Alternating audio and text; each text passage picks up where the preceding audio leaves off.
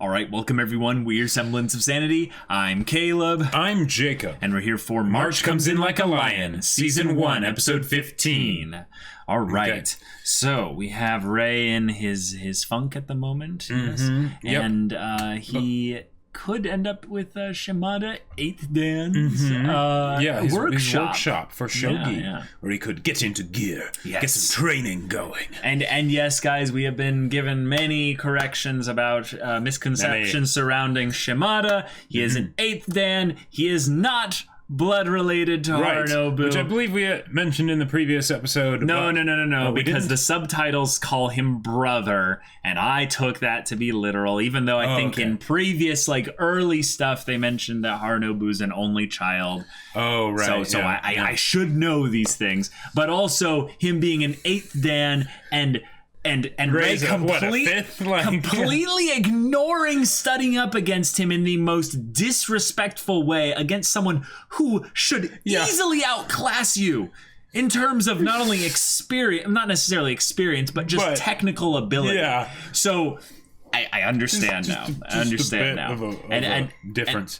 I don't know if I was just tired that day and missed something or what have you, but thank you for letting me know about that. This is a show that I feel like is so well written and doesn't hold your hand for a lot of the subtle, complex things going on, that sometimes the simple things are the things that get by you, not the extremely deep things, because it forces you to look for them. Sure, but it's those obvious things that are just right in front of you that just pass along down the road. And just all the things when I first watched this portion of the show, I completely didn't catch so many of the things that even you're catching on the first time now, all the stuff about their finances and how of the wholesome family and how often they'll talk about saving money and stuff like that.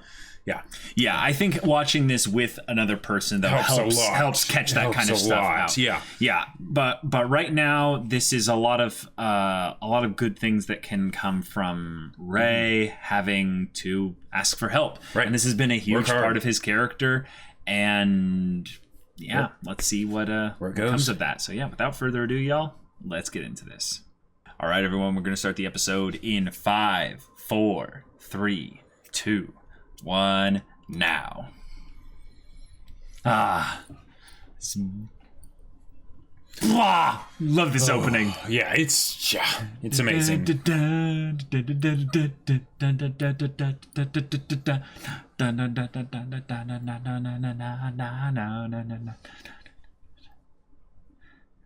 I always wonder when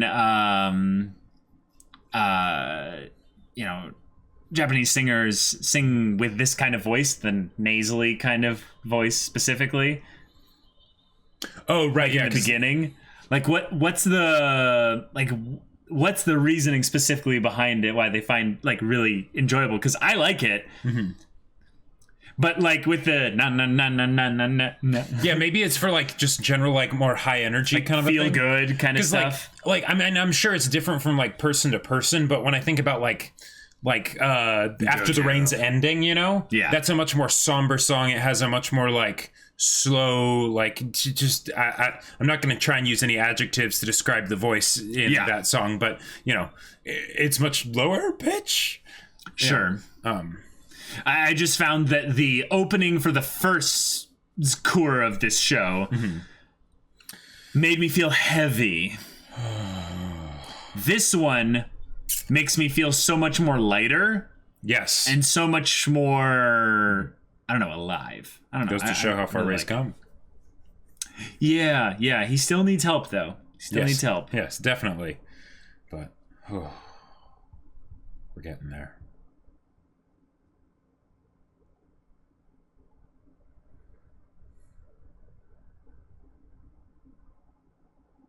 Oh. Start this episode on a happy note. Yeah.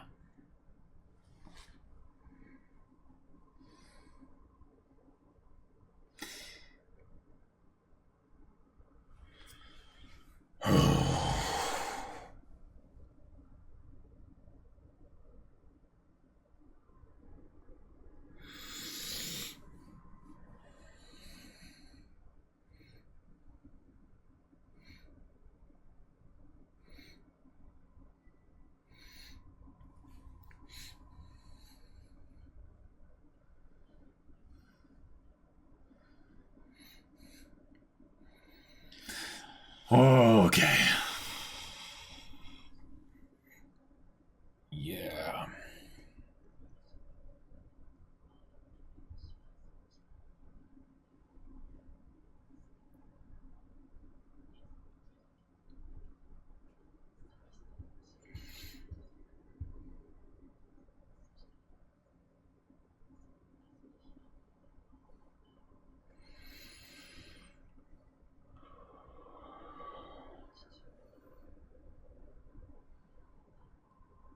At least he acknowledges that he's not the only one in play here. Right, even though he should not blame himself for that. I mean, in a lot of ways, the cause effect relationship in there is still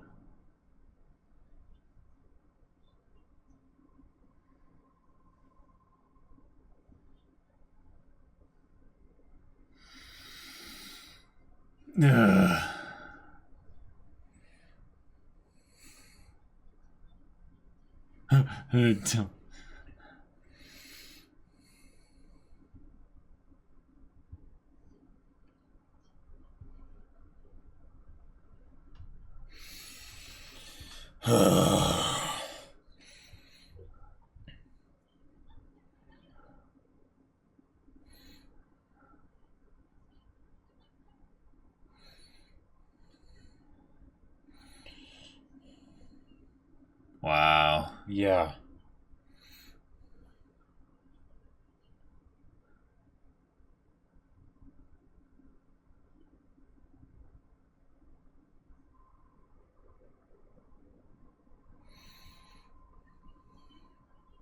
Good grief. We've never seen her this vulnerable and pathetic in the show. Like, this is crazy.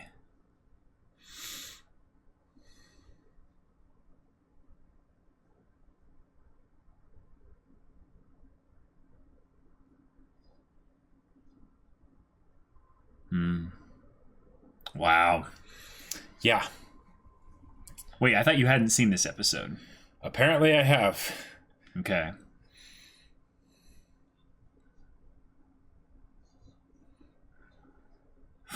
Okay. All right.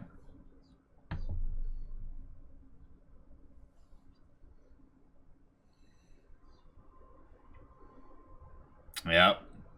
Shimada and Gotou. Lad Russo.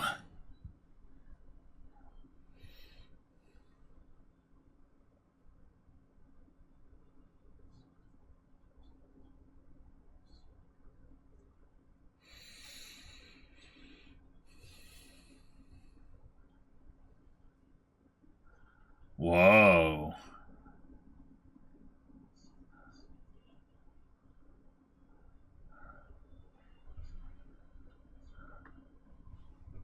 Dang. All right.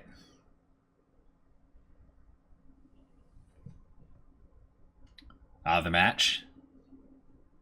2 hours in. Whoa. Is Shimada losing? Oh. Dang.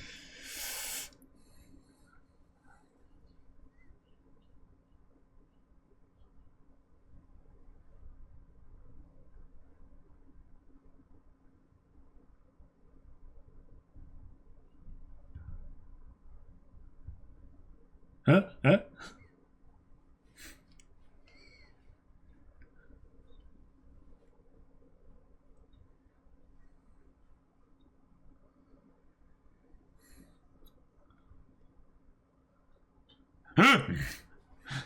Go. It's on me. Just go. That's right. Oh no.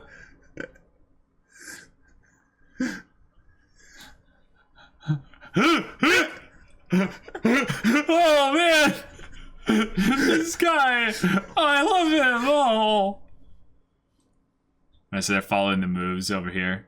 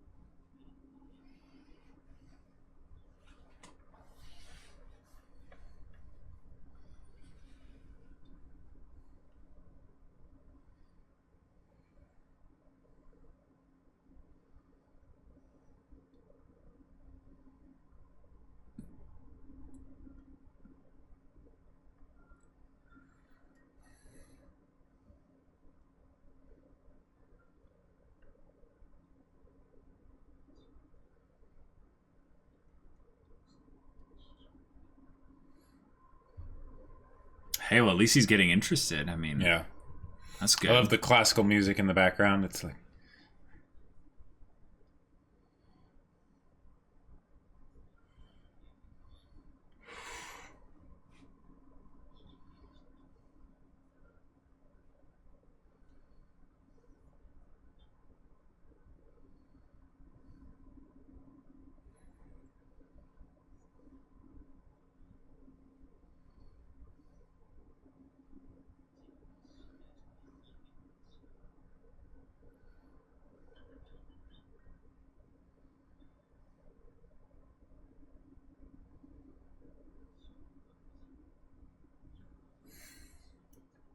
Whoa.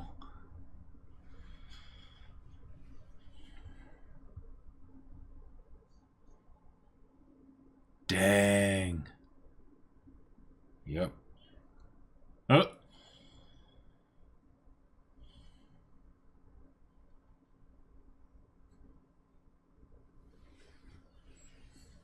Hmm.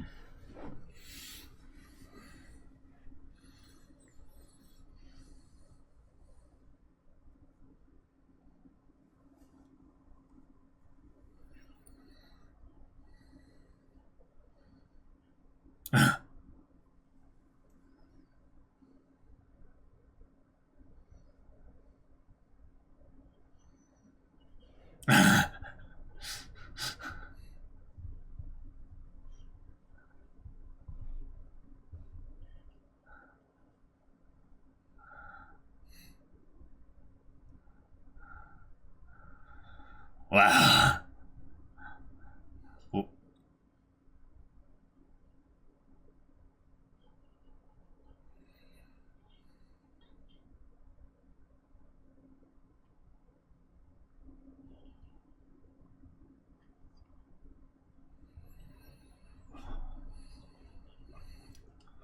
Oh.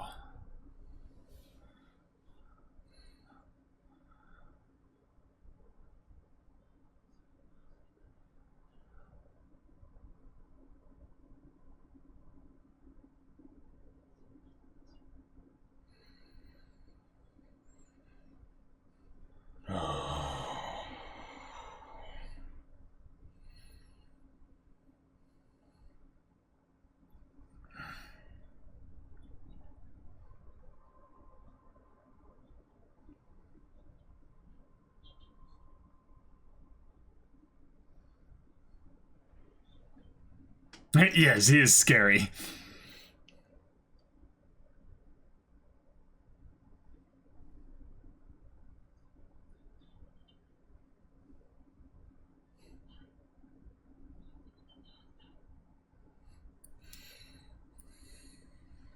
Just having 153 moves, though. Yeah, it's got to be insane. Like, that's insane. Yeah.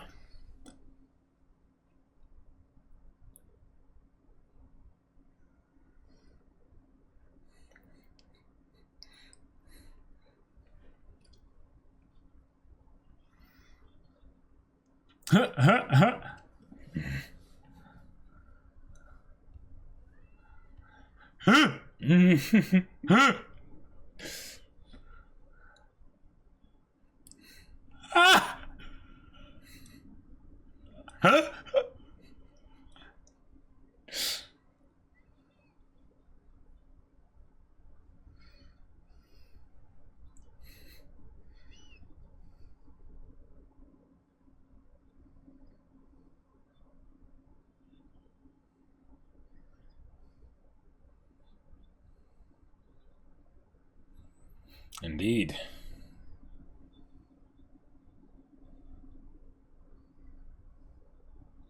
Hmm.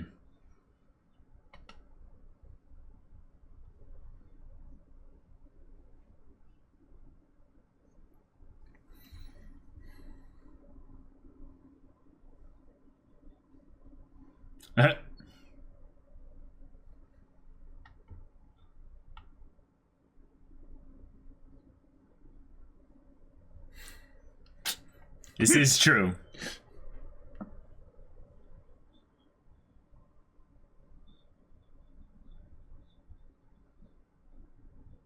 Hmm.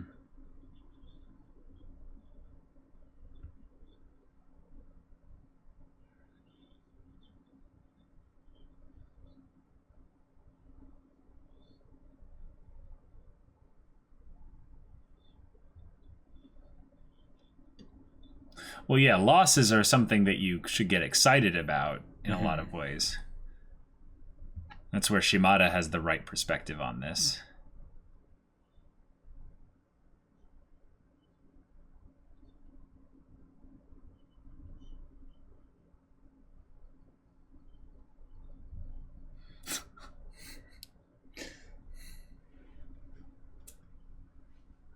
Huh?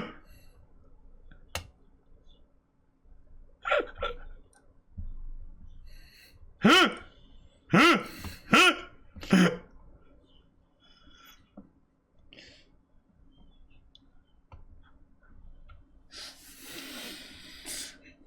What? What? Oh, this is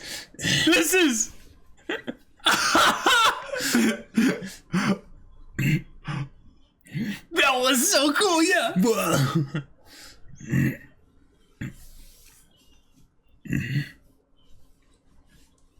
Do you naturally exude that?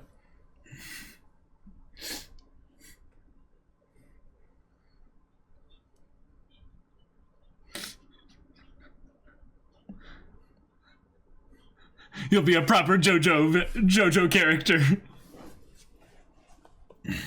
Oh. Wrecked. Absolutely wrecked. Yep. Misumi, oh my gosh.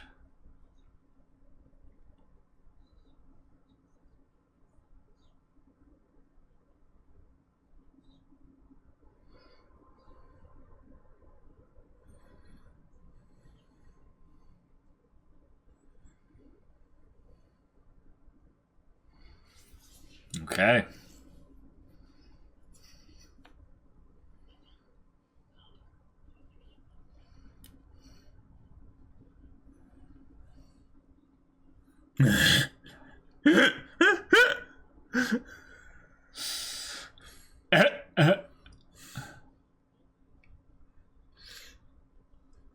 Oh crap. Oh crap.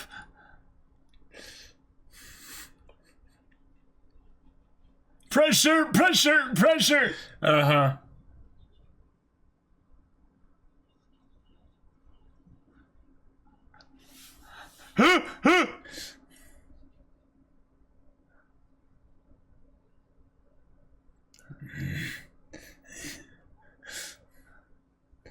Hair's just falling out. Yeah.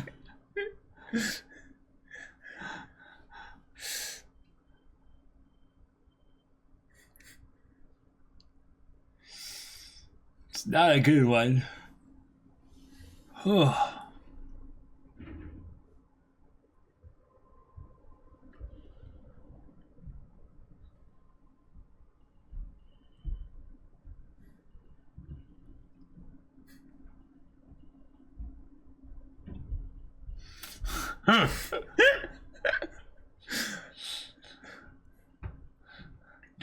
I love that. In this other Shaft show, there's also a very, very telling little hair thing. Yeah.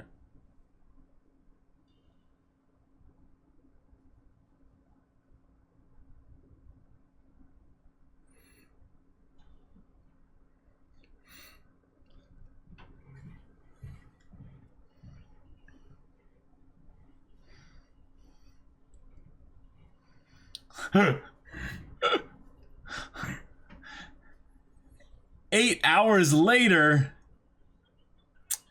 Yeah. That is ridiculous.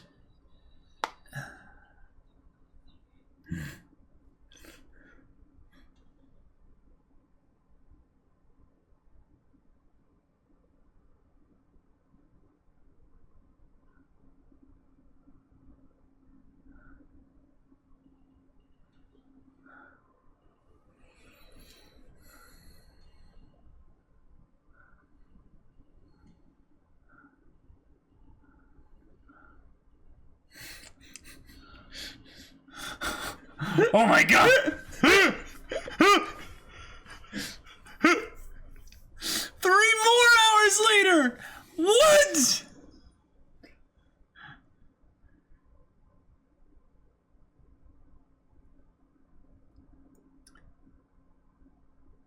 Did he win? I think he won.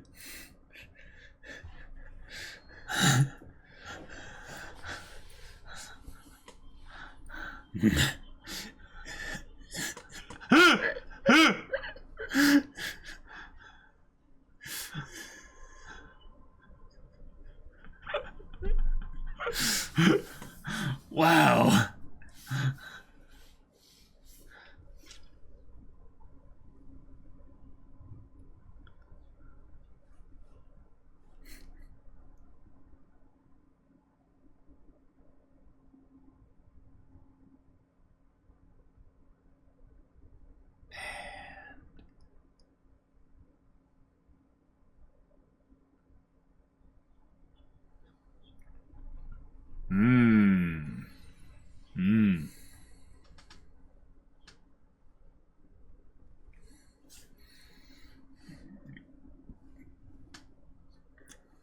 Whoa.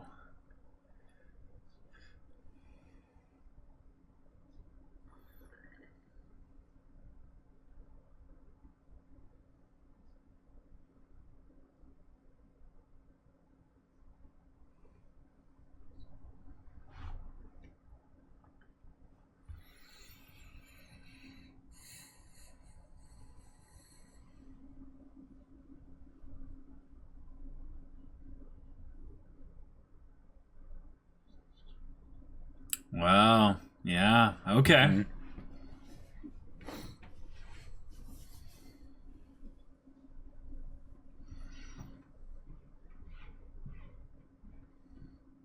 Then. Yeah. Yep.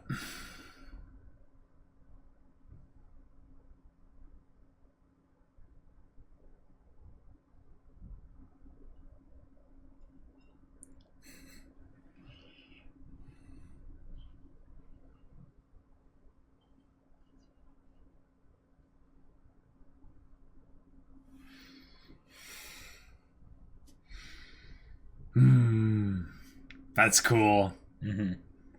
That's cool. Yep.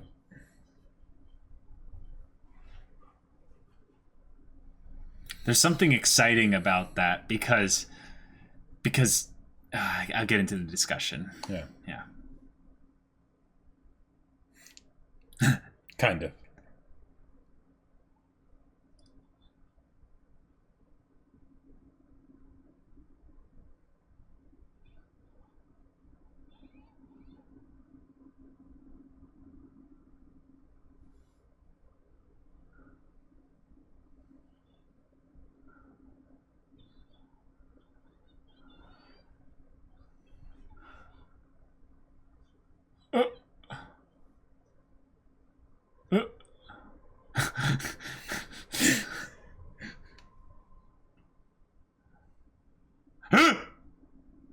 Innocent.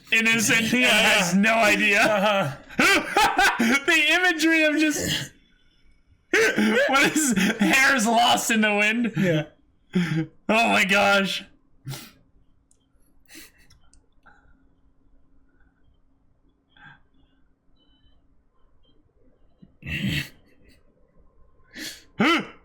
And meanwhile, over to Kiriyama.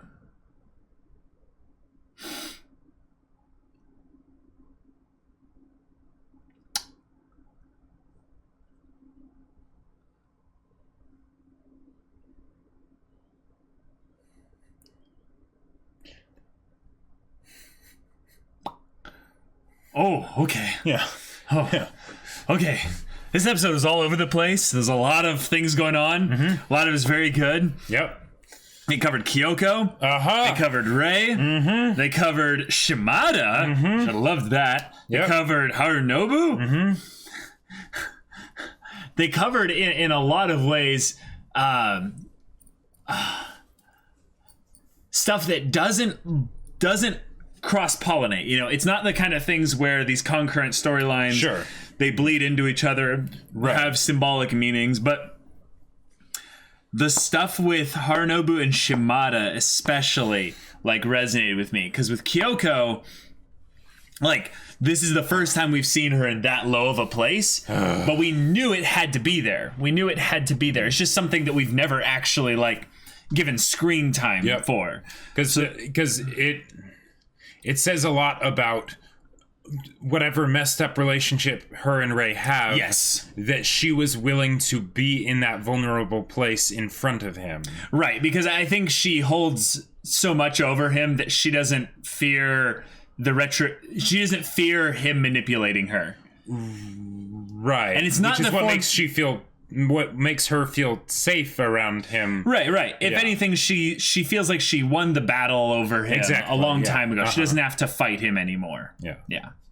Ooh, okay. Oh, yeah. Ooh, all right. So they got the heavy stuff out of the way in the beginning. For the most part. Yes. Kyouko, Kyouko, this is something that I think that's good to bring up.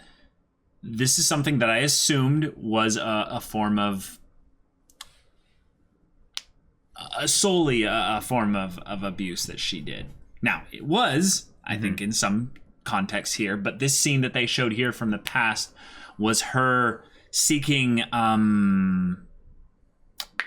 comfort. Yeah. Yes. Now, right, and that's the thing. What she did still violates, his... Right, but that was like so long in the past. From what I interpret, is that wasn't something that was almost it wasn't happening anymore because it had gone on to some other place or whatever. But the point is that they chose to show it here because she saw him as a place of safety, even though he was according to him, this is something I think that's very interesting, according to Ray, the source of her problem. The reason why she is shattering. Her glass is cracking. Right. Now, I love the glass cracking stuff. Yes. There's some very cool things that you can insinuate with that. The main one I would say is just the fragility.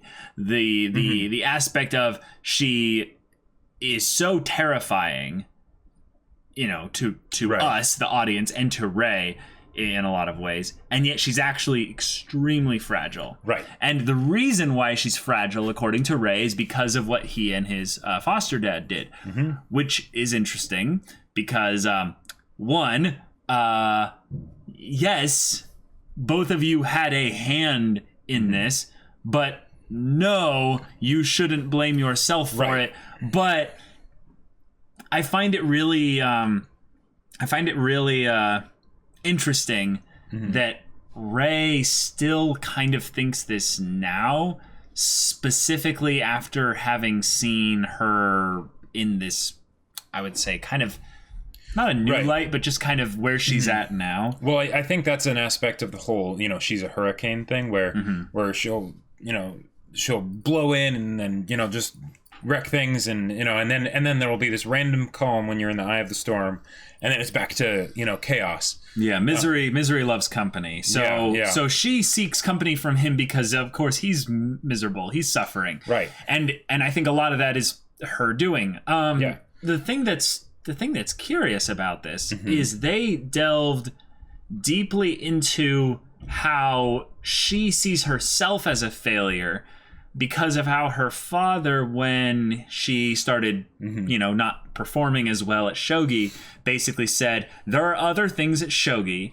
and lied about that. What I love about this is that it's obvious that he's lying about that. Because what he's saying is there are other things in life that you can pursue with your abilities, that shogi, that you can have success with. Right. Because shogi is something you're not going to be as good at comparatively to someone like Ray. Yeah. But to her, it doesn't matter. Right, because that's the only thing that seems to matter to him, so that's the only thing that should seem to matter to her, and the fact that you're basically saying, you don't matter, you don't exist in my world. Right, and it's sick in a lot of ways how easy it is to see from the outside how wrong that is, but how impossible to see in the immediate sense for the dad. Yeah, because he was probably he's just like, I'm just gonna comfort my daughter. She seems to be sad and stuff because she lost that. That's okay, and and I know that she's frustrated because she hasn't been able to do that well. Okay, well, it's okay. I don't think he was trying to comfort her, really. Oh, I think he was trying to, but what I actually think his main goal was to point her in a different direction, basically to say, hey, you know what? Like, rather than have you invest tons of energy into getting good at shogi and stuff, let's find something else for you to focus on. Now, the thing that's crazy about this is that I can point to every single person in my family, and I know what was their thing that they went for, that someone came into their life. Now, came into their life is the wrong way of saying this. Someone important in their life said, it's okay, there's other things. Now, were they wrong for doing those kinds of things? I don't know. Who knows? The thing that's really, I think, important to point out about this is that when you set up a performance-based environment for young kids, you have a risk that you have to run. And it's almost a by the numbers, like hedging your bets kind of thing. Which is not a great way to go about with individuals. It is a very bad way to go about things for young individuals. I will say that if this was Kyouko at age 20, at age 18 or something like that, she'd be fine. She'd be fine. Like really, that's the thing that's important about this, is that when a young child is told something like that, they find that their sense of belonging has been shattered. Right. So it's not about their proficiency or their ability. In fact, in many ways, they're too dumb to understand their own proficiency at it. You could walk on eggshells and still make the same mistake. Right. But in a lot of ways, it's something where he basically hedged his bets, rolled the dice on that, and she can handle this. That's not something that's going to work 100% of the time. And I like that it seems to be, at least in my perspective, that he did the right thing the wrong way, and just in my opinion. She was not able to handle it, and I think the reason why is because of the surrounding things maybe he had done in general. Specifically with people like Ray. And she ended up not getting any support from there on out with the things that she focused on. Because either she continued to focus on shogi, which I don't think they're insinuating that she did. Or that she did equivalent the equivalent thing of Ayumu, the brother, of just finding something else, to just waste away in. Well, and the see, the thing that's rough here is that what the dad was telling her could have been a very positive moment of basically saying, hey, don't worry about the discouragement and the failure and all that stuff. If this doesn't work, it's not the end of the world. You can, you can find something else. But because he had established this pattern and like they didn't ever really focus on this or address it. But I'm guessing he was not the kind of dad that told his kids that he loved them very often.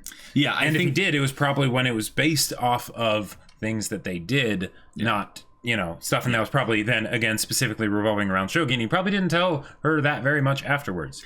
Unfortunately, this is one of the things that I think in a lot of ways I don't, because we haven't seen anything from the father on the overtly negative side things. It's an execution that he's flubbed a lot of things. Hold on. Is that I don't want to give basically this evil father tag on No.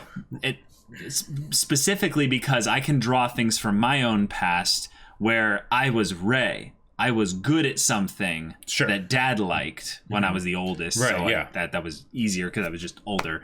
But then there were younger siblings that weren't as good with those kinds of things there. And in a lot of ways, I remember like the situation that they would, come up into this. Sorry, that weird way to say it. What I mean to say is that take something like chess, for instance. I was I was pretty good at chess for the most part growing up, and I wanted to be good at chess because my dad was good at chess. Right. My sister, for instance, never really got into chess, for instance, there. But there wasn't ever any, like, point or something like that where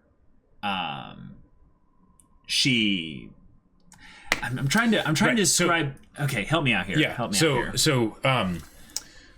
In the case of, say, chess in our family, right? It was something where it was a favorite hobby of our dad, right? Yeah. So naturally, it's something that most all of the kids at some point tried their hand at, right? Yeah. Because it was something that they wanted to be able to connect with dad over, right? Yes. With varying levels of success on the actual execution of becoming good at this game. Yes. Right? Because it was a hobby. Yes. It was a passionate hobby, so it was a big deal, and that's why, we would even do that in the first place. But it was a hobby. So if it didn't work out, we might get discouraged, but it wasn't like our entire world was shattered because that was one aspect of our dad's world. No, but a way to look at it also is that it was a hobby that he spent a ridiculous amount of time in, to the point that there is almost no hobby in this house that anyone does other than what you and I do. With regards to our own specific fields, that anyone does with any dedication more than he does to chess. Okay, fine. So it was a big hobby, but the point is that it's still a big divide between that and what it was for this guy, where he literally, one, it's his livelihood. For one, and two, he brings another child into the house, not to just adopt, but specifically to train to become a professional. Yes. And so it becomes a parental relationship over this thing because of this thing. Mm-hmm. The aspect of the fact that Rei was good at shogi and willing to dedicate himself to it is what made him the child, the adopted child of Kyoko's father. Right. So she starts not doing well at shogi, or at least not doing as well as Rei, right? Yeah. Where she won't be able to go professional with it. She won't be able to do the thing that makes this other kid an acknowledged child of her father. Yes. And then her father says, that's fine, you can do something else. Yeah. And... yeah, that breaks her. Because, in another situation, that might have been fine. In this situation, it still might have been fine if he properly reinforced it. And he's like, it's okay. Right. It's totally okay. I know you, play shogi a lot because, you want to connect with me and stuff. That's fine. Right. We'll still. Yeah. But the reason why I'm trying to say that he didn't do anything inherently wrong in that moment is because I'm actually I'm putting actually a little bit of the blame on Rei by just being there. Now here's the thing. Rei didn't choose really to ruin, her life. Yeah. But he did choose to go into their family. Sure. Now, here's the thing. The consequences, the rippling effects of that, no one's responsible for, those, compounding upon, rippling upon, effects upon effects upon effects. That's so far down the line that it's removed from his choice from being intentional. Sure. The thing is that happened. Now, his choice was magnified because Rei was in the house, right? Right, exactly. My point is that if she was going to ever come to him seeking validation about her commitment to shogi, he would have had to, basically be like, how am I performing, Daddy? Mm-hmm. And he would have had to lie. Right. Or tell her the truth. Right, exactly. And the thing is that you can sugarcoat it, you can go any way you want, but an example of this, I would say, works out a little bit better in a physical dynamic. There were sports that I remember kids being very much into, that they pushed themselves to be pushed themselves to be really good at it. And the thing is that they were good at it. They were good at it for a time. They jumped into a bigger pool, so to speak, of players, like Harunobu did towards the end of this whole thing here. And then they experienced that they're actually not that good. Right. And for some people, that breaks them. That makes them go, oh, I give up. I have no reason to go at this anymore because there are so many other people that are just more talented, more skilled or whatever than me. Right. In this case, one person was brought into the pool here, and because of the relationship dynamic between father and daughter, it broke her. Right. That denotes to me of a broken household dynamic setup thing that absolutely was 100%. perpetuated in her before Ray and all this was brought up there. Right, exactly. So I see the individual act of saying that as not actually being right. It the was mistake. all the stuff that led up to it. It was all the things that he didn't do along the way that basically and we made haven't seen those. Right, exactly. We haven't seen those, but the fact that we kind of haven't seen those is a clever, because they've stated that was everything to him, right? And we haven't seen anything to the contrary. So then all the stuff that we haven't seen from him kind of goes to show that all we see is what there was. Right. I am definitely, yes. Sorry, keep going. And in the case of Kyouko seeking validation with regards to shogi, in any normal situation, it's like, oh, trying to get validation about this thing. It's like, eventually they become old enough that it's like, sorry, your stick figure drawings are not all that good. Yeah. Right? But that's fine because you don't, you are more than just your ability to do this one thing. Right. But since he had not set up a foundation of that, in fact, he had done the opposite by his inaction. Yeah. They did not know that there was any other way to get validation from him. So once that happened, and they probably didn't get it from him after. Yeah. That is a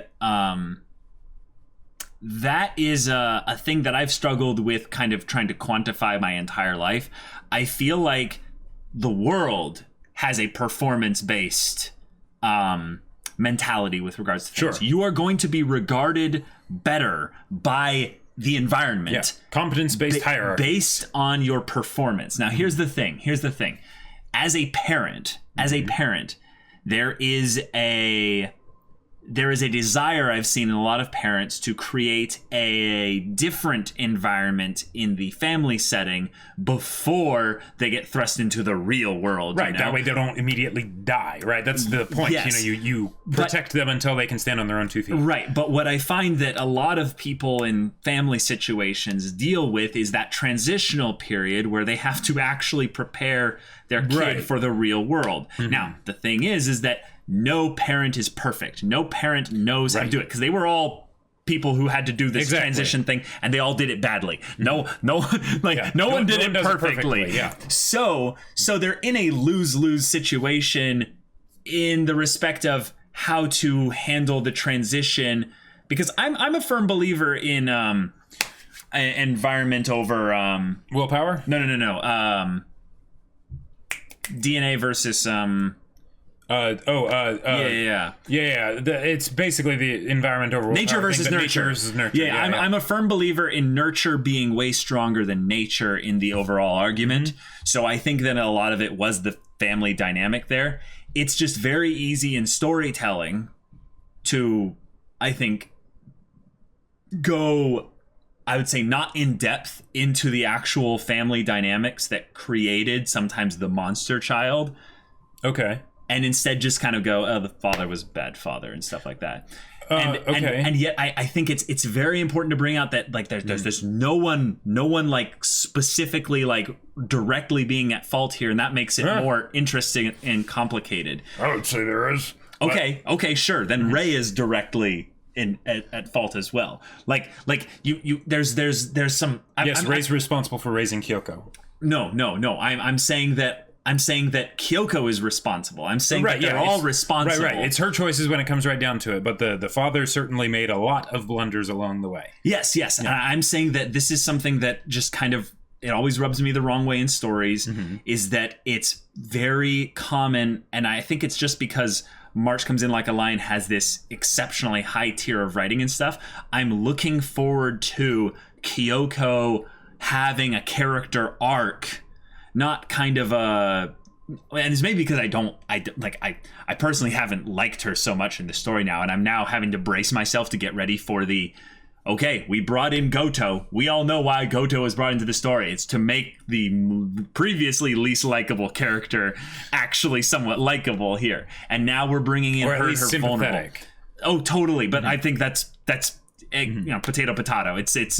We're going to make her more likable. Like a lot of the people that have talked to me about this show and stuff, it's like this show has such good characters in it. You're going to love like lots of them, like almost all of them. And I'm like, even Kyouko? They're like, oh, even Kyouko.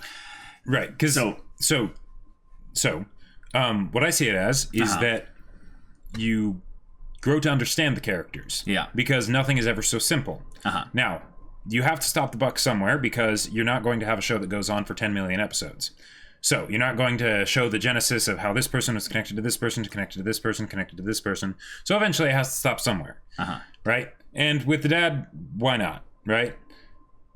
Didn't seem intentional, probably wasn't, but, simple mistake repeated over a long period of time causes disastrous results. Yep. Now, it is still Kyoko's responsibility, because she still makes choices, right? And that's what makes her character interesting to me, because it's not because the thing is, this is something that really bothers me when stories will try to do this, is when they try and basically say, and all the stuff that happened before doesn't matter because of this one thing or whatever, some tragic backstory or whatever. It's like, no, you still make your decisions, right? Yeah. And it sucks that happened, and wish that it had been different, and and feel free to also blame some other people, but you got to take responsibility for it. There's a reason why the brother exists, even though he has no character right now. Right.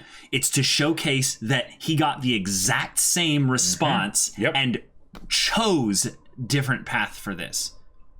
Like, he chose to do things differently. There is no than Kyouko. There is no binary response here. It's not that Kyouko was forced to become this monstrous child, essentially. Right, it's the thing that with Kyouko, the dysfunction is a lot easier to see because it is brazenly displayed.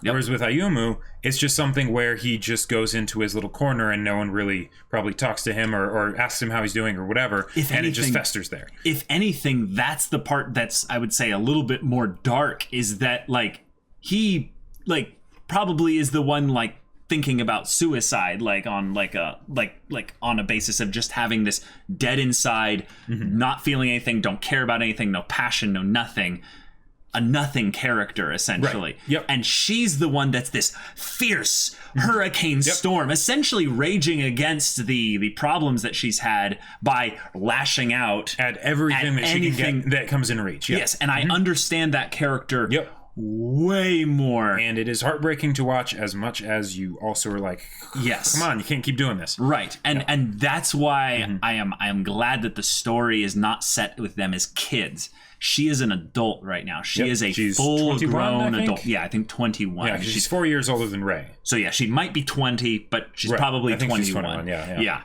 And I'm sorry I went way more in depth into the details of what I was trying to get at, which was basically that the father is... It would be very easy at this point for us to go into the discussion side of things, and I think just fully go, the father's at fault. It's just the father's fault. It's just the father's fault. It's all the father's fault. Well, one, the Ray, it's not your fault. None of this is your fault. No, it's like, no, you were there. I'm not saying that you willed malicious things towards her. We're not saying anything about you as a person. We're saying that this happened. This happened. Sure. Because there's a form of Ray's character which is conflict avoidance. Sure. He runs from conflict. He doesn't like the struggle. It's something that is really painful for him because he's tired. Right. He wants the conflict to beat himself up quietly rather than actually dealing with it. Yeah. He doesn't like I don't like confrontation. And I think that that's actually what's needed here. That's a part of what's needed in the story. If anything, Kyouko... That's why he's so attracted to Kyouko. Yeah. Right. If anything, Kyouko understands that more than anyone in this show. Yes. She needs to work on doing it healthily, but So that's all I'm trying to say with this really good, well executed background scene or backstory scene of showing Kyouko at her lowest. I'm just wanting to tell you guys, the audience, that I'm not basically going to jump on the Kyouko victim. Kyouko did nothing wrong. Kyouko did nothing wrong kind of train. No, because for obvious reasons. Yeah, for very obvious reasons, but also because situations like this in families, as being in a family dynamic that had foster kids, that had very, very complicated things come up with regards to familial parental love to children and questioning whether or not your value was actually like something that your parents had for you because they needed to split attentions to now all these new kids that come in. There's dynamics that between I understand too.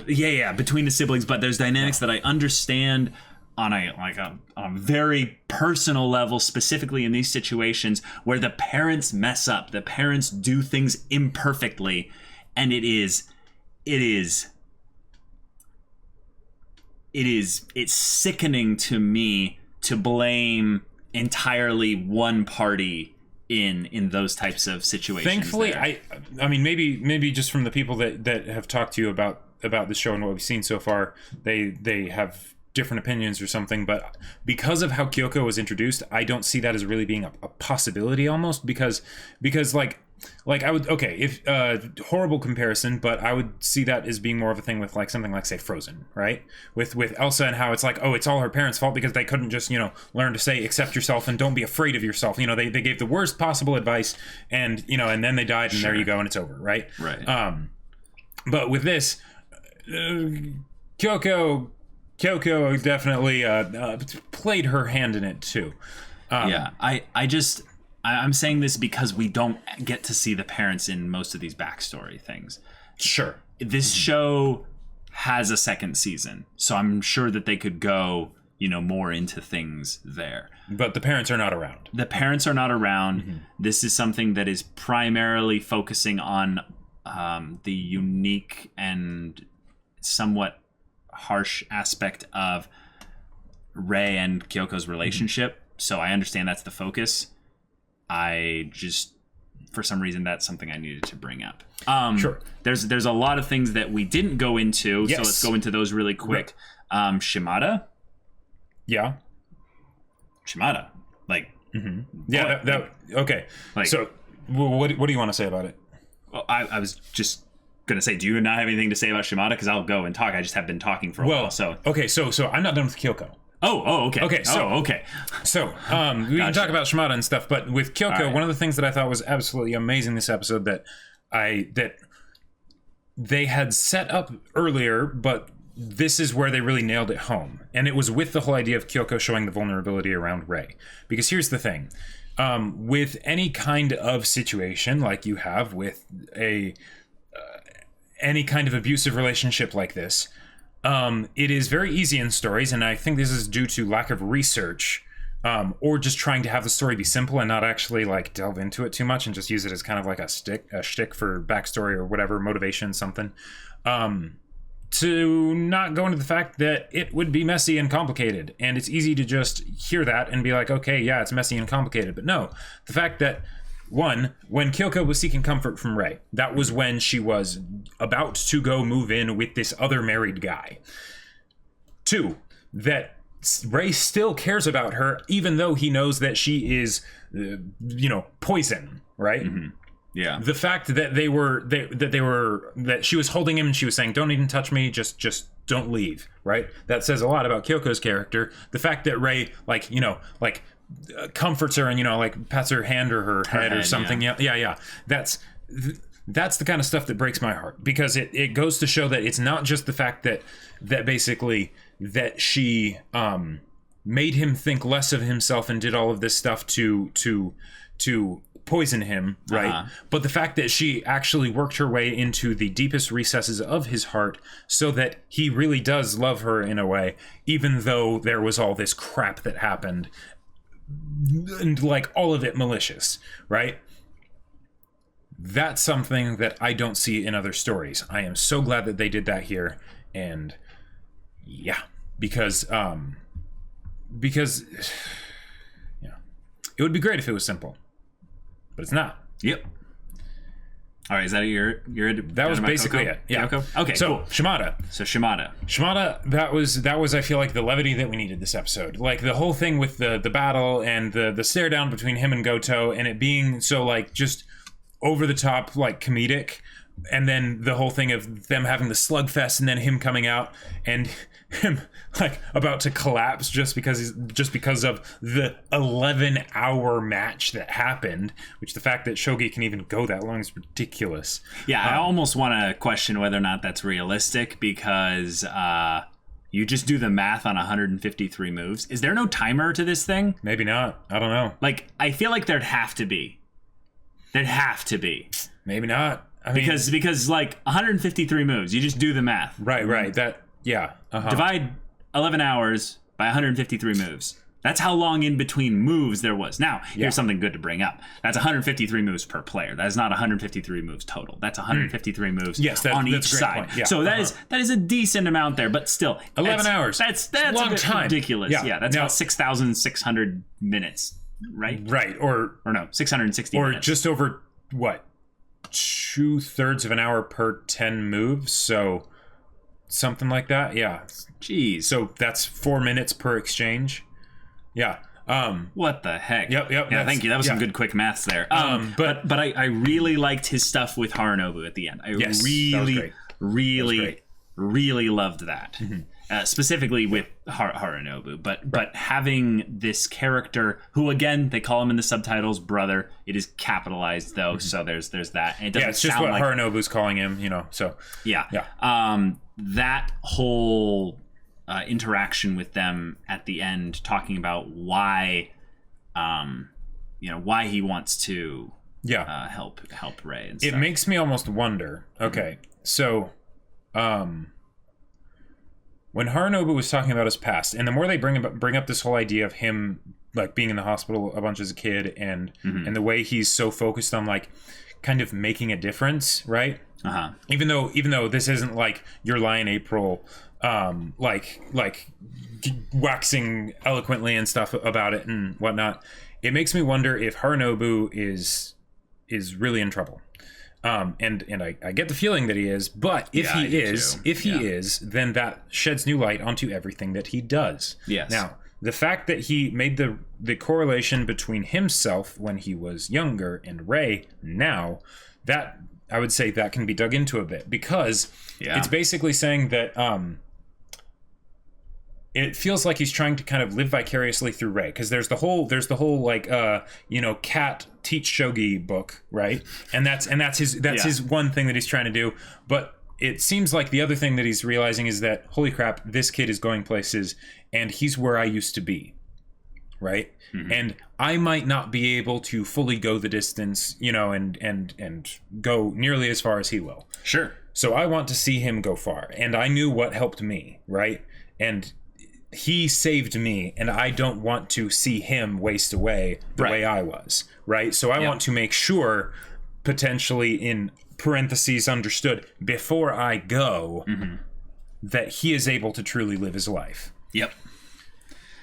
That's probably like one of the best things about his character that we've seen thus far, is that this was not a form of projection. There are other characters in this story that constantly are projecting out, and Harunobu in this case is basically saying, no, if anything, I'm going to take, like you said, exactly what was working in the past for me and try to apply this to him. Now, it might not work, because that might people be are different. That might be the projecting part, if anything. But what I think is really cool here is that if Harunobu, which I believe he is dying. I'm not sure if it's a thing of like, well, it could be any time. It could be 5 years or 5 months. It's something that's at least on the table. It's something that's on the table. You get this sense of urgency from him, right? As Shimada has this more relaxed, reserved approach of like, what? We're not in any rush, like, right? Let him come to us. If anything, that's the right way to do this.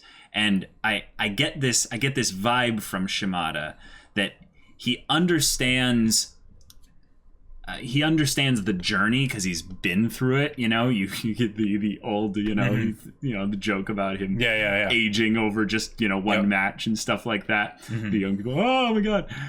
But that's something where I guess the young people would look at that and go, oh, that's kind of freaky, and I don't want to deal with that and stuff. But then Harunobu is this full of life, full of energy, even though he's not actually physically full of energy. Right. It's something that in the beginning of the show, it was so, I don't know, so over the top that I think I didn't really like it. Yeah, same here. That's how it was when I first... And now we're basically realizing what it's tempered with or where it comes from. Right, because that makes it more than just being the hype man, the best friend that, you know, is going to say, you can do it, go, go, go, because I'm clearly not going to, but you can. They're actually giving a reason for why he's saying, yeah, I won't be able to. Not just the technical ability side of it, but... Yeah. The other thing that Harunobu described with this that I really wanted to parallel with Shimada was he said that he basically found a distaste for his opponents that he beat, those that were weaker than him. Now, here's something that's very, very interesting. I don't see a lot of stories getting into this, but when you are in a competitive environment, one of the most frustrating things, especially in a team-oriented competitive environment, this is a one-on-one dynamic. But when you have a teammate on your squad, basically, that is not giving it your all when you are, it is one of the most infuriating things to watch them continue to stay in that. Right. It is, here's the thing.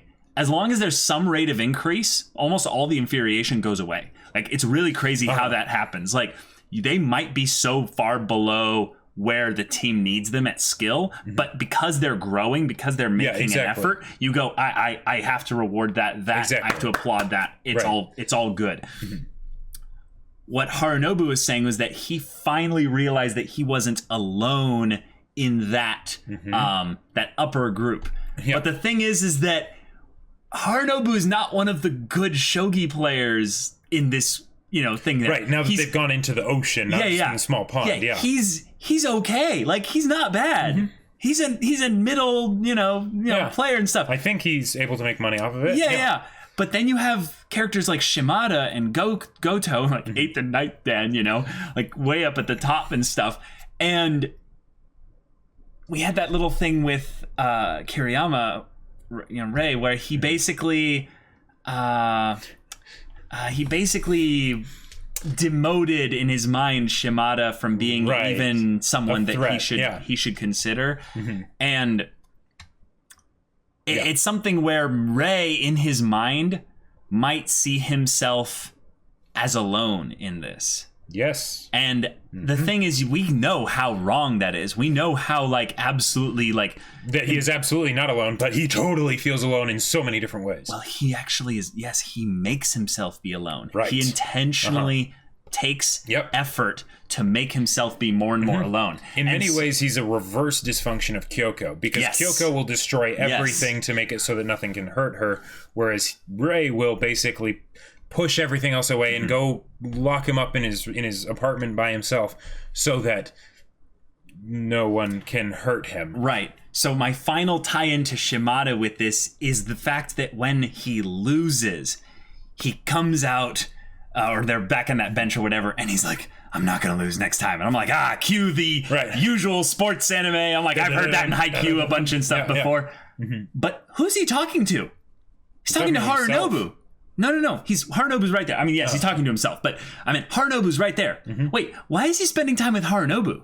Yeah. Like, why is this guy who is so good intentionally? Is it just because they're in the workshop together? I think that's part of it. Could be. Is it because of the actual friendship dynamic that they have? Yeah, I think that's also part of it. Is it because in any way regarding, I would say, Harunobu's skills or abilities as a shogi player? No. It is probably regarding the fact that Harunobu is on limited time because he knows about Harunobu's condition. He's familiar with it. And that Harunobu is still applying himself, even if it, there's his own games, but he's also trying to, help other people and stuff. That's, Shimada is on the other end of the road where he has succeeded in the path that Harunobu is doing for Rei in trying to find someone that can maybe curb a little bit of that not that loneliness, but just basically having someone with him. Now, the story conveniently just has these kids who are all a part of probably his workshop to just be around him and stuff. But I think that might be telling as to why he created the workshop in the first place. Is It's not just to pass on his teachings in the same way Harunobu wants to be remembered or wants to have some kind of, value of lasting impact. He wants to be surrounded by people that give him that feedback, that energy to keep going in this thing. The same thing that Rei needs, wants, and won't ask for. He basically could have created this entire thing just for that. And even though there's no skill comparison at all, like he's a JoJo protagonist comparatively to these kids. They look up to him like, oh my god, he's an aura. It's so cool. He just radiates off him. He hangs out with them. They're his squad in a way. I think that says so much more to his emotional maturity in handling this whole shogi journey, which has aged him apparently. Because I think what they're also insinuating is he's actually a lot younger than he looks. Right. Yeah, exactly.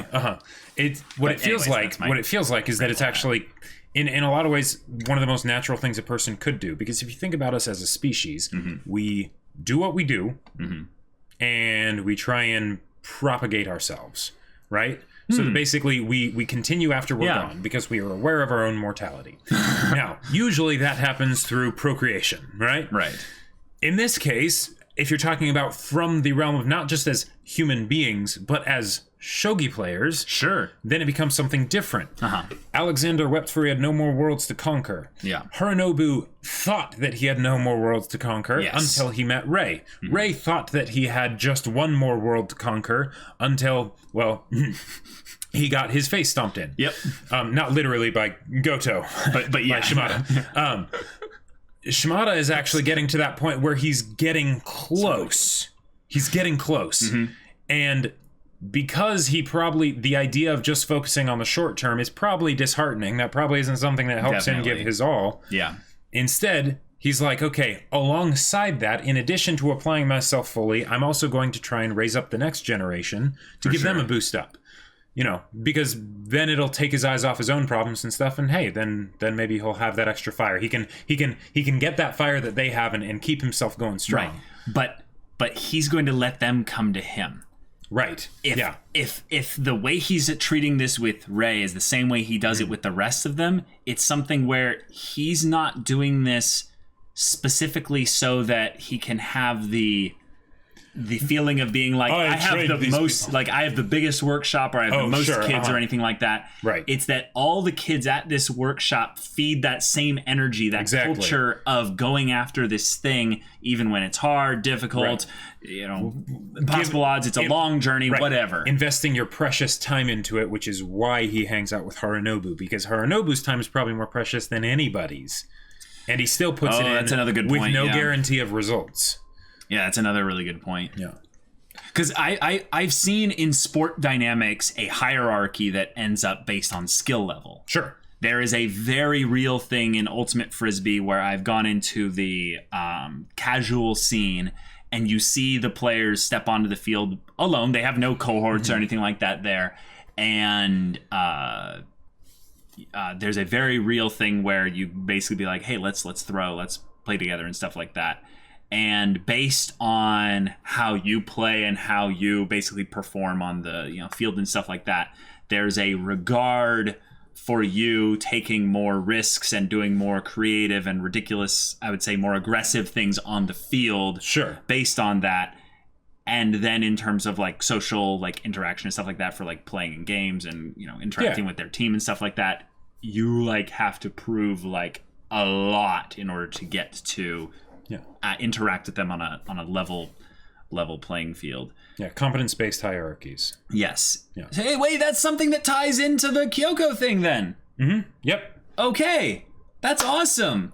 The whole idea of Shimada having none of that. Really.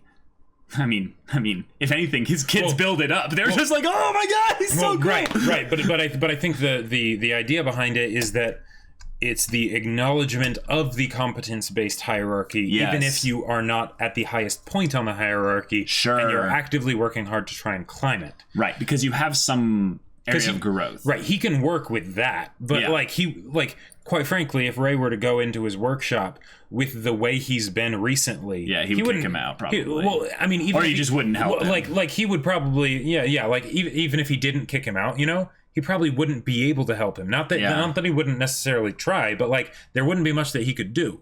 Yeah. Because when it comes right down to it, in the same way that Kyoko's father really, messed up a lot, it still comes down to individual decisions. Oh my God, that's what it is, Jacob. Yeah. It's that he robs them of their ability to choose to be in a shogi workshop. The kids were raised in a shogi workshop. Right. Yep. There was no choice to join a shogi workshop. And they just all were started in it. If he had waited, this is something that I remember Dad approaching each of us with. He was very much into soccer. Our dad was into soccer. Mm-hmm. He asked us, what sport, if anything, would you like to have maybe some opportunities to check out and stuff? I chose baseball because my good friend was into baseball. I sucked at baseball. I sucked even harder. We both sucked really bad at baseball. I gave it a good 7-8 years before I realized how badly I sucked at at least the batting side of baseball. I was bad. I was bad. There was maybe 1 year where I was not bad. And yet giving us that choice rather than saying, all right, you're gonna love soccer, right? Exactly. Oh my gosh, that's it, Jacob. You hit it. Wow. One of the things with chess, for instance, right? Dang. One of the things that our dad told us a lot is that we could get better than him easily, right? Because that's true. Because all this stuff, and you have way more brain power to work with, and all that stuff, and that was his self-deprecating side coming out. But the thing is that there was this idea that he had way more experience than us, and it wasn't really fun to play him because he would always thrash us, right? So and Caleb took it way farther than I did, but I didn't study very hard and didn't study. I played a couple times and then I was just I don't know. I don't think I like chess. I'll go somewhere else. Right. And but if you're in a situation where that's not really an option for the parent, even if they might mentally think it is, if the actions speak louder than words and it's actually not, then disasters can happen and will happen. Yeah. It is interesting to bring up though, because wasn't Ray's dad also a shogi player? Yes. Yeah. And you're right. And he was friends with his now stepdad. Yeah. So I wonder if it's partially, this is a interesting thing to bring up. Is it partially actually just the fact that there was a big enough age gap between Ray and his sister, so there was no competition in approval for dad's affection via shogi at that point? But because of the age dynamic all being very similar and stuff, they were all ripe to be potentially good at shogi around the same time, and thus were forced to potentially compete with each other all at the same time. Whereas if, say, there was a 10-year age gap between Kyouko, she would have had 8 years or 10 years or so on Iomu and Ray long before that would even come into play. And it was just the fact of them being in that ripe, I would say, kind of impressionable age, all at the same time. What's that thing where every kid once before the age of 2 they register at super genius level for divergent thinking? It's there's some crazy things about just kids 98% of all kids under the age of 2. And I wonder if the fact that Kyouko was 4 years older than Ray actually made it worse in a lot of ways because I'll bet you she was better than Ayumu before Ray came along. I think she was. And I'll bet you she might have even been a little bit better than Ray when he first came along. Who knows? Maybe not. But she would have had the assumption that yes, I'm queen of my little castle. She established dominance. Yeah. Exactly. And then he comes along and he beats her. Right. So then she establishes dominance in a different way. Yeah. But I think I finally just clicked into me where the father really screwed up. That was my thing. Was I was having trouble in the beginning of this discussion. That's why it went on for so long, guys. Sorry about that. Wanting to have actual concrete stuff on where the dad screwed up because I wasn't seeing it in a place where he unequivocally messed up. And the fact that the show seems like it might be trying to change our mind about Kyouko is nope. Well, I'm not letting you have this. No, not specifically changing our mind about Kyouko in a way to make us like her. Mm-hmm. It was that the story potentially could kind of round everything up into one neat little bow of saying she's a victim, you know? And yet I now realize through your brilliant deduction that it's that he put them in a shogi workshop against their consent, which is exactly what Harunobu is trying to like pressure Rei into like doing this thing. And he's like, no, he has to come in on his own choice. Yep. Because essentially that would be the same thing as him going into another family. Mm-hmm. And here's the thing. There's one parent in this workshop situation here. Sure. Harunobu and all those other kids might end up getting pushed aside a little bit if he comes in and does the same thing again with his, incredible skills and the stuff. thing that might keep that from happening is the fact that Rei isn't being forced into that workship, because the thing in the situation earlier, he was absolutely forced into that. Like in some ways, they gave him an unfair advantage on Kyouko, because that like he had entered into like an agreement with this guy that I will dedicate myself to this, and then on top of that, compounded with it, he had the drama of everything that happened with his family, so he needed an escape. The aspect I was just combating was that Rei did choose that. Right. Yes. It was every other option sucked. He chose Let's it be very real. strongly. Yes, there was all the other options really sucked, and his family was being garbage at the funeral. So I would want out of that situation too. Oh yeah. And at least he did know the guy on some level, right? And he maybe reminded him a little bit of his dad with the whole shogi panache, kind of edge there. But I want this show to continually go back to that family dynamic over and over and over again. I don't want us to end any of it on Kyouko just was a victim. And even if they don't necessarily go back to showing the dad necessarily, showing how the effect that had on Kyouko as a young person, and then how that has continued to shape the person that she became as she grew up, and now where she is currently. I love that stuff. That stuff's amazing. Stuff. This is the kind of story that I would absolutely trust to handle this properly, because this show is some top tier mature writing. I just wanted to make sure from my weird perspective that I needed to like let it be known that I wasn't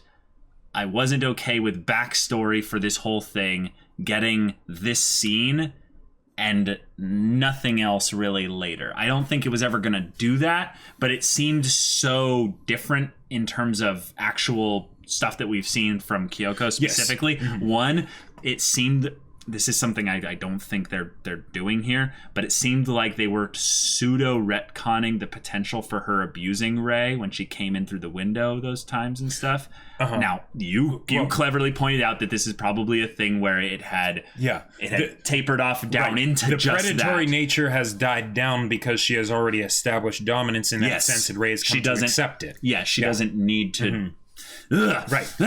Anyway, So now that you know my perspective on that, I hope you understand when I say that, like, I want more of the backstory, not so that I can drench in the suffering of all that pain and stuff like that, but so that I can see how the show tackles the really tough thing of parents handling children growing up in the foster kid biological kid dynamic, because it hits very close to home for us. It's very close to home for me and Jacob. So that's that. Thank you for coming to my bad TED Talk. One of the things that I really love about March Comes In Like a Lion is like, okay, because when I think about anime and why we watch anime, it's because it's so varied, and we can get a whole lot of stuff that we just don't get in live action, right?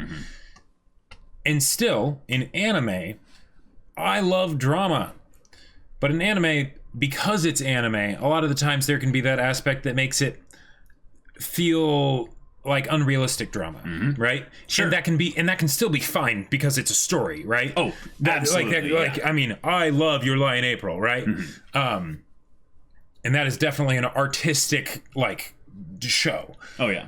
This feels way more real, and while it is artistic, it still feels grounded. Definitely. And yet it still explores crazy drama that is out there. It does happen. The fact that Kyouko, like, those one in a million, like, you know. Well. Oh, you're saying like, wait, it's way more realistic. I would think that it's way more realistic than that. Like, you know, like when, yeah. I'm sorry. I'm getting. I put quantifiable numbers on something that can't be quantified. Right. Because it's a specific person, but like, yeah.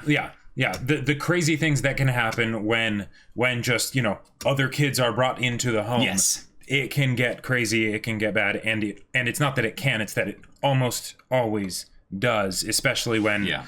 And even this is in a good situation where Ray had a wholesome family that he was coming from and everything, and it was just the very nature of it. There's a new person here. Yep. You know. Yep. Yeah, so y'all, thank you for recommending this show to us. Again, I've said this so many times. I feel like this is a show that was tailor-made for us specifically. Yeah. There's a lot of things in it that don't translate over perfectly well, like because the shogi stuff is not actually given that much, like, teaching shogi kind of stuff. Like if we figured out in our own time how to play shogi and learned the rules and stuff, then we'd probably, you know, be able to appreciate like all the intricate mechanics of everything that's happening a lot better. But the intricacies of the characters, the dynamics between them and their relationships with each other, and the social, I would say social psychology, the social kind of commentary, awareness. Not commentary, but kind of the social forces at work that go into like understanding why like certain things are happening a certain way. Right. I think that those are given like a lot of attention to, and it makes it feel realistic. It makes it feel grounded, despite the drama being born from a conflict that is a very unique situation, but a lot of the factors are not that unique, which makes it hit home, I think, for something like for us. Like the creator of this story did their research, like because they understand. Like I feel like they really understand people in a general sense, but then also in the specific sense of the issues that they bring up, of the you know, foster kids, the loss of parents, and you know, and how that goes on, and the feeling of, you know, responsibility and depression, and the internal thoughts of Ray, exactly, yep, just all of it, and the wholesome family and Kyouko, and like it's incredible. Yeah, this is a drama that, except for like maybe like two things, is on a masterpiece level of presentation and quality. Yeah, it's a top tier, very mature, very well done show, and I would be remiss to recommend this to anyone, but I want to wait until I've finished it to recommend it. And I get the feeling that this is a story that you don't have to have some kind of climactic conclusion to either. Right. In a lot of ways, they haven't given us a this is where the story will end kind of thing anywhere here. It's something that I really appreciate about the show, is that the drama is something that is so present and in the moment, because some days just something can come by. You know, your Kyouko can walk down the street in front of you, and suddenly your whole day is ruined. You know? I love how it plays with each character that it brings into the story, and even when I miss the cue on how they're bringing in specific character dynamic things into the story, the show goes deep. The show goes deep into each one. So good stuff. Last thing, but normally, like, the idea of a long show does not excite me, especially when it involves drama, because then I get worried that it's going to turn into melodrama, right? Because like with like something that's more focused on the plot, like action and things like that, then I feel like it's a lot easier to have it go longer, because you can have new conflicts that arise, right? Yeah. But with drama, because it's about the characters and growth as people, you want them to still be having the growth and have that to not reset. Right. But the thing is that with something like this is going to take time. I am so glad that they're not rushing Ray's healing. Yep. Because seriously. It takes time. A lot of time. Yeah. And y'all, we took a lot of time in this discussion. We did. But thank you so much for the few that stuck around to the very end here so you could see my madness unfold into something that maybe made sense, maybe had a semblance of sanity to it. So, y'all, if you want to see the next episode's reaction right now, go check out the link in the description below for our Patreon. You can get on early access there. Any level of support gets you access to our Discord where you can chat with us about stories in general or just hang out and talk about whatever. Yeah. And then Jacob's going to promote something here real quick. Indeed. So, my sci-fi novel, Battle Lines, is still available for pre-orders, I believe. Maybe? Yes, but yeah, early access and Not all much that. time left. How much time left? Who knows? Yeah, but you better check because it might not be around for long. Yeah. But yeah, it's amazing. Absolutely fantastic story. Great characters, and I can't wait for you to enjoy it. Yeah, so if any of that interests you, we'll see you there. But until then, we're Semblance of Sanity. I'm Caleb. I'm Jacob. And we'll see you all next time.